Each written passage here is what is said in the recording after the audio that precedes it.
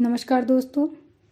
आज हमारे संविधान निर्माता डॉक्टर भीमराव अंबेडकर जी का महापरिनिर्वाण दिवस है और इस अवसर पर मैं आपके साथ कुछ ऐसे तथ्य शेयर करना चाहती हूँ जिनके बारे में हम में से ज़्यादातर लोगों को कुछ पता ही नहीं।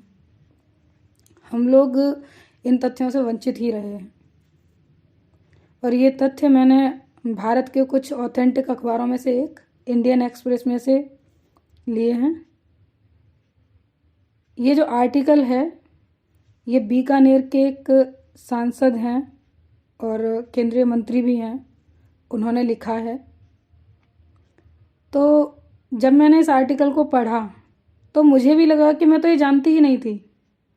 तो मेरे जैसे कई लोग हैं जो नहीं जानते हैं। तो चलिए दोस्तों शुरू करते हैं। ये शुरुआत करते हैं हम अंबेडकर जी के महापरिनिर्वाण से, जो 6 दिसंबर 1956 को हुआ। जब उन्होंने अंतिम सांस ली तो उसके बाद उनके अनुयायियों ने सेंट्रल हॉल में उनका चित्र लगाने की मांग की, लेकिन तत्कालीन प्रधानमंत्री थे श्री जवाहरलाल नेहरू, उन्होंने इस मांग को खारिज कर दिया। अच्छा, सेंट्रल हॉल के बारे में आपको बताना चाहूँगी क्या होता है। सेंट्रल हॉल जो है, जो हमारा पार्लियामेंट है, उसके 3 हॉल हैं। जैसे एक राज्यसभा है, एक लोकसभा है और एक रीडिंग रूम जिसको कहा जाता है। पहले वो प्रिंसली स्टेट के लिए हुआ करता था। उन तीनों के बीच में एक जो हॉल था उसे सेंट्रल हॉल कहा जाता है। तो उसमें कई जो हमारे राष्ट्र निर्माता थे उनकी तस्वीरें लगी हुई थी और जैसे जैसे मतलब वो उनकी मृत्यु होती गई उसके बाद उनकी यादगार के लिए उनका चित्र वहाँ पे लगा दिया जाता था।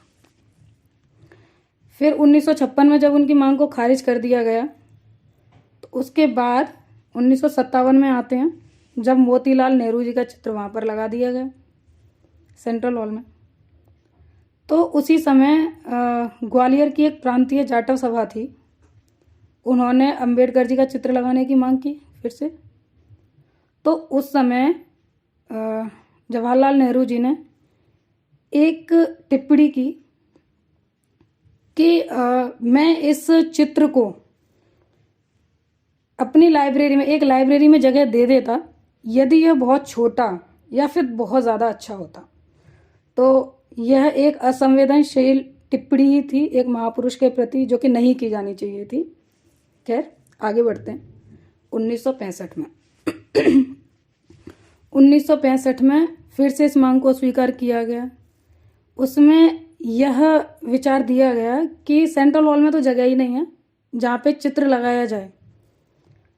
तो फिर से मांग खारिज हो गई, लेकिन हंगामा बहुत ज़्यादा हुआ इस बात पर। तो उसको शांत करने के लिए बाबा साहेब के नाम पर मात्र 15 पैसे का स्मारक डाक टिकट जारी किया गया।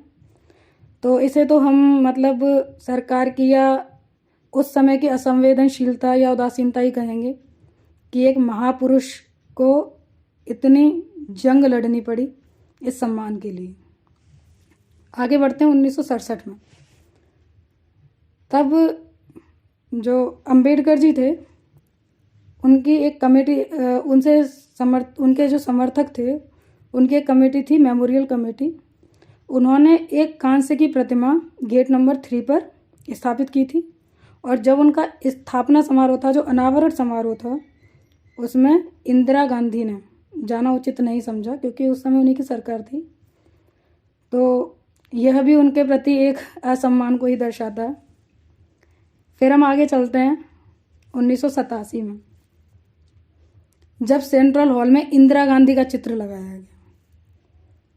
तब तक पार्लियामेंट में जो दलित सांसद थे उनकी संख्या काफ़ी बढ़ने लगी थी। तो उन लोगों ने फिर से मांग उठाई कि भाई आप उनका चित्र क्यों नहीं लगा रहे हैं। भाई वो उनका तो एक बहुआयामी व्यक्तित्व रहा है, वो केवल एक नेता नहीं रहे, एक विधिवेत्ता रहे हैं, एक समाज सुधारक रहे हैं, है ना। तो फिर उसके बाद क्या हुआ कि राजीव गांधी की सरकार थी, उन पर प्रेशर पड़ा तो उन्होंने सेंट्रल हॉल में अंबेडकर जी का जो चित्र था वो लगा दिया। फिर उसके बाद एक निराशाजनक कदम था कि कुछ नेताओं ने, कुछ लोगों ने सेंट्रल हॉल में जो चित्र लगाया गया था उसके प्रति विरोध किया और बहुत भारी विरोध किया। उसके चलते सेंट्रल हॉल से उनका चित्र हटा दिया गया। ये सीधा सीधा एक महापुरुष का क्या कहें कि असम्मान था, या मतलब इसके बारे में हम कुछ नहीं कहेंगे क्योंकि बहुत ही निराशाजनक था किसी महापुरुष की तस्वीर वहाँ से हटा देना। तब जब उनकी तस्वीर हटी तो संसद संग्रहालय में उनको अपना घर मिल गया कि भाई कहीं नहीं, संसद संग्रहालय में लगा देते हैं। इस बात का न केवल उनके अनुयायियों ने, न केवल भारत के लोगों ने विरोध किया, बल्कि विपक्ष के जो नेता थे, अटल बिहारी वाजपेयी जो विपक्ष के सदस्य थे, उन्होंने इसका विरोध किया। फिर 1989 में आते हैं, तब तक बीपी सिंह की सरकार आ चुकी थी और उन्होंने इस पर विचार किया कि अंबेडकर जी की प्रतिमा को वापस से सेंट्रल हॉल में लगाया जाए। फिर उसके बाद 1989 में ही उनको चित्र को लगा दिया गया। पर आप ये समझिए कि हमारे एक महत्वपूर्ण समाज सुधारक, महत्वपूर्ण विधिवेत्ता, जिन्होंने संविधान के निर्माण में अपना अतुलनीय योगदान दिया, एक राष्ट्र निर्माता थे, उनके चित्र को सेंट्रल हॉल में लगने में कितने वर्ष लगे। और इतना ही नहीं, उनको भारत रत्न मिलने में भी मरणोपरांत 34 वर्ष लग गए। तो जब एक महापुरुष को इतना संघर्ष करना पड़ता है, महापुरुष के चित्र को इतना संघर्ष करना पड़ता है अपनी सही जगह पर स्थापित होने में, तो जन सामान्य की तो बात ही क्या है। फिर जन सामान्य की अपनी क्या पहचान है, उसका अपना क्या स्तर है। इसीलिए जब हम भारत में सामाजिक, आर्थिक, राजनीतिक उत्थान की बात करते हैं ना, तो बड़ा शर्मिंदगी महसूस होती है, क्योंकि उनके नाम पर वोट भी मांगे जाते हैं, जाहिर सी बात है, उनके नाम पर कई बड़ी बातें भी की जाती हैं, लेकिन जो सम्मान उनको मिलना चाहिए वो सम्मान उनको नहीं मिल पाता है। हाँ, अगर वर्तमान की बात करें तो वर्तमान में आज़ादी का अमृत महोत्सव मनाया जा रहा है और ये थोड़ा सा एक अच्छा कदम, अपेक्षाकृत पहले से ज़्यादा अच्छा कदम ये माना जा सकता है कि इस समय उन लोगों को भी याद किया जा रहा है जो कहीं ना कहीं हमारे इतिहास में दबे पड़े थे, जिनका कहीं कोई नाम ही नहीं था। और इसी क्रम में एक पंचतीर्थ या अंबेडकर सर्किट का विकास किया जा रहा है, जो डॉक्टर अंबेडकर के से संबंधित जो 5 स्थान हैं उनको लेकर बनाया जा रहा है। जैसे कि उनका जहाँ जन्म हुआ था मध्य प्रदेश के महू में, वो उस पंचतीर्थ में शामिल होगा। दूसरा लंदन, जहाँ उन्होंने पढ़ाई की थी। तीसरा है दिल्ली, जहाँ उनका निवास था। चौथा है जब उन्होंने हिंदू धर्म से बौद्ध धर्म में मतांतरण किया था, महाराष्ट्र के नागपुर में वो, और जहाँ उनका अंतिम संस्कार यानी महापरिनिर्वाण जहाँ हुआ था मुंबई के दादर में। तो इन सबको मिलकर एक अंबेडकर सर्किट बनाया जा रहा है और मुझे लगता है निश्चित ही ये बहुत अच्छी पहल है उनको सम्मान देने के लिए, उनके बलिदान, उनके अमूल्य बलिदान को सम्मान देने के लिए, और ये दर्शाने के लिए कि हम महापुरुषों को उनके सही स्थान पर रखना चाहते हैं।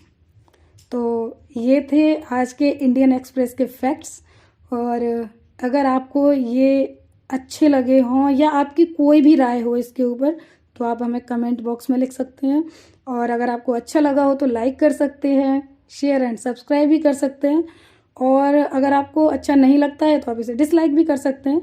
आपके जैसे भी विचार हों, सबका स्वागत है। धन्यवाद।